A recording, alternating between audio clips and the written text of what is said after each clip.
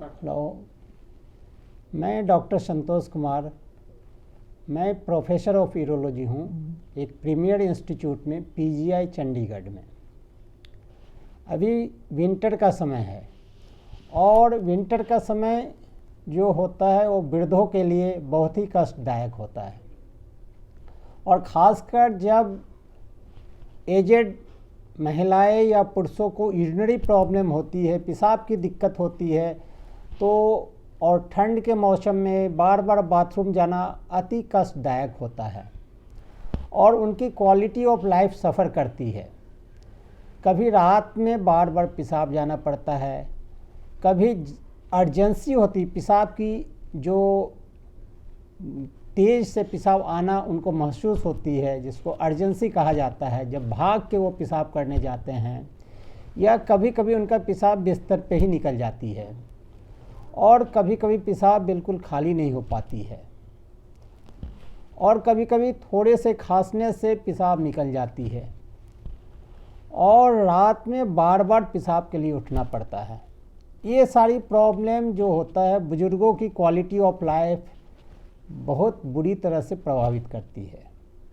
अतः यह विंटर का मौसम जो कि अति कष्टदायक है, इसमें मैंने ये बुज़ुर्गों के लिए वीडियो बनाया है कि वो अपनी क्वालिटी ऑफ लाइफ कैसे इम्प्रूव करें।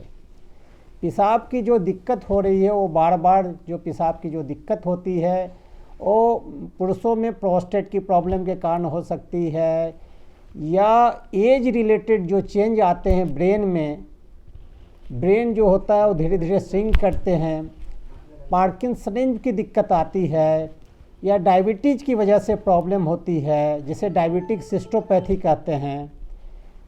पार्किंसनिज़म के कारण भी ब्लैडर अनस्टेबल हो जाता है। डायबिटीज़ के कारण भी कभी कभी पेशाब का थैला जो होता है, जिसे मसाना कहते हैं पंजाबी में, या यूरिनरी ब्लैडर कहते हैं इंग्लिश में, ये कभी कभी कमज़ोर हो जाता है और कभी कभी प्रोस्टेट की रुकावट की वजह से ये पेशाब का थैला काफ़ी स्ट्रॉन्ग कॉन्ट्रैक्ट करता है और पेशाब की रुकावट की वजह से बार बार इन्फेक्शन हो सकता है। कभी कभी ब्लैडर ट्यूमर होते हैं, पेशाब के थैले में रसोली होते हैं जिसे ब्लैडर कैंसर कहते हैं, वो भी प्रॉब्लम कर सकता है और पेशाब के थैले में जो स्टोन बन जाती है उसके कारण भी दिक्कत आती है। उसी तरह महिलाओं में जो एल्डरली महिलाएं हैं, एज रिलेटेड जो चेंज आती है, जो हार्मोन का प्रोडक्शन जो होता है बंद हो जाता है, उनके अंडा से जो होती है वो जो एक्टिविटी होती है उनकी कम हो जाती है और उसके कारण ब्लैडर में चेंज आती है और भेजाना में जो चेंज आती है, उनकी इपिथेलियम जो होती है उनकी चेंज होती जाती है, उनकी जो एसिडिटी होती है भेजाना में वो बनना कम हो जाती है। उसके कारण बार बार पेशाब में इन्फेक्शन होना भी एक प्रॉब्लम होता है, जिसके कारण भी क्वालिटी ऑफ लाइफ चेंज हो जाती है। और जो मांसपेशियाँ होते हैं, जो पेल्विक फ्लोर के मसल होते हैं, वो कमज़ोर हो जाते हैं, उसके कारण भी अर्जेंसी हो सकती है, अर्ज इनकॉन्टिनेंस हो सकती है और स्ट्रेस इनकॉन्टिनेंस हो सकती है। खांसने से, कोई भी हेवी चीज़ उठाने से पेशाब लीक हो सकता है। तो कुछ तरीके हम आप बताते हैं, आप अपने पेशाब के जो प्रॉब्लम है उसको कैसे इम्प्रूव करें। मेडिसिन और इन्वेस्टिगेशन तो एक हिस्सा है। हर पुरुषों और महिलाओं को पेशाब की प्रॉब्लम होती है तो यूरिन की test and ultrasound, KUB, kidney ureter, bladder तो करानी ही पड़ती है। एक प्रोस्टेट जो पुरुषों में होती है उसकी जांच करानी होती है और पीएसए की टेस्ट करानी पड़ती है और यूरिन की एक टेस्ट करानी पड़ती है वो पुरुषों और महिलाओं में। साथ साथ एग्जामिनेशन करके भी देखना पड़ता है कि क्या प्रॉब्लम है। लेकिन घर बैठे बैठे हम अपनी क्वालिटी ऑफ लाइफ कैसे इम्प्रूव करें। देखिए, विंटर का समय जैसे ही आता है वैसे ही आपको यूरिन की मात्रा जो होती है वो बढ़ जाती है।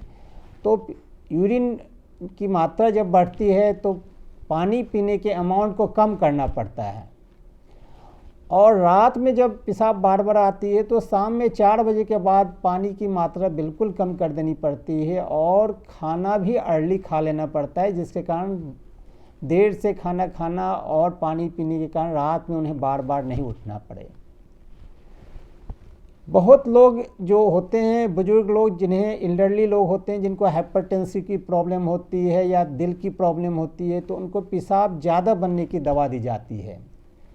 और वो रात को जब वो पेशाब बनने की दवा ज़्यादा ले लेंगे तो फिर रात भर पेशाब ज़्यादा आएगी। तो इस तरह की जो भी ब्लड प्रेशर की दवा होती है या दिल की दवा होती है, जो यूरिन की मात्रा बढ़ाती है, पेशाब के अमाउंट को बढ़ाती है, तो वैसे दवा के जगह यदि कोई सब्स्टिट्यूट हो सकता है वो ले सकते हैं, या उस दवा को आप 2-3 बजे ही ले लें कि 4-5 बजे तक बार बार पेशाब जो आना होता है उस आ जाए। उसके बाद आप रात में आपकी quality of life, quality of जो स्लीप है वो अच्छी हो।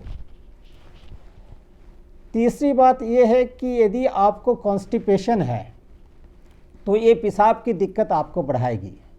कॉन्स्टिपेशन के कारण भी आपको पेशाब का थैला अच्छी तरह खाली नहीं होगा और बार बार पेशाब आएगी। तो एल्डरली पुरुषों और महिलाओं को ये करना चाहिए कि कॉन्स्टिपेशन अवॉइड करनी है। कॉन्स्टिपेशन के लिए आप कुछ दवा ले सकते हैं, कंसल्ट कर सकते हैं, कोई भी फिजिशियन, यूरोलॉजिस्ट, सर्जन को कंसल्ट कर सकते हैं। और आप रफेज वाली चीज़ खाने में ज़्यादा यूज करें, जैसे हरी सब्जी हुई, फल हुई, अंकुरित चना हुआ, या और भी इस तरह की चीज़, या इसबगोल की भुस्सी होती है, गर्म दूध, ये सारे चीज़ का प्रयोग आप कर सकते हैं जिससे कि आपको कोई कॉन्स्टिपेशन ना हो।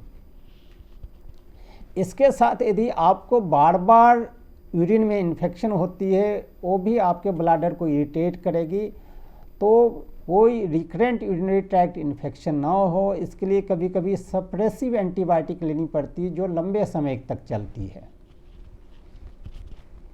सातवां चीज़ ये मैं बताना चाहता हूँ कि यदि आपको कोई न्यूरोलॉजिकल प्रॉब्लम है, हल्की फुल्की स्ट्रोक बहुत कॉमन होती है, या पार्किंसनिज्म बहुत कॉमन होती है, या ट्रिमर की एज रिलेटेड जो चेंज आते हैं, हाथ कांपना, इसके साथ ब्लैडर की भी मसल की मांसपेशियाँ और मिकोजा की सेंसिटिविटी बढ़ जाती है, तो न्यूरोलॉजिस्ट से भी आपको कंसल्ट करके ये देखना पड़ता है कि कोई न्यूरोलॉजिकल प्रॉब्लम तो नहीं है। और पेशाब की दिक्कत के लिए यूरोलॉजिस्ट से ज़रूर कंसल्ट करना चाहिए। इसके साथ ही मैं ये भी बताना चाहूँगा कि आप रेगुलर एक्सरसाइज ज़रूर करें जिससे आपकी मांसपेशियाँ मजबूत रहे। खासकर महिलाओं में जो हार्मोन की प्रॉब्लम होती है, हार्मोन की जो कमी होती है और मांसपेशियाँ जो कमज़ोर होती है और म्यूकोजा में जो रेसिस्टेंट पावर कम होती है, तो उनको पेशाब लीक होने की संभावना बढ़ जाती है। उसके लिए रेगुलर फिटनेस एक्सरसाइज बहुत ही आवश्यक है। एक कीगल एक्सरसाइज होती है जो नीचे की मांसपेशियों को मजबूत करने के लिए, वो रेगुलर करने से वो पेशाब जो स्ट्रेस के कारण पेशाब जो लीक होती है उसको वो कंट्रोल कर सकते हैं। तो इस तरह की एक कुछ सिंपल विधि है जिसके द्वारा आप अपनी क्वालिटी ऑफ लाइफ इम्प्रूव कर सकते हैं।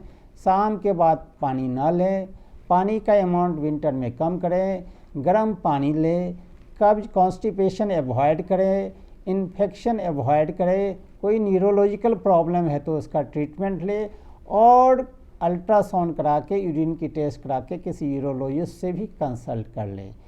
और भी कोई कारण है, डायबिटीज़ है, उसे कंट्रोल करें। यदि डायबिटीज़ कंट्रोल नहीं होगी तो उसके कारण ही बार बार यूरिन आएगी और पेशाब की मात्रा बढ़ जाएगी।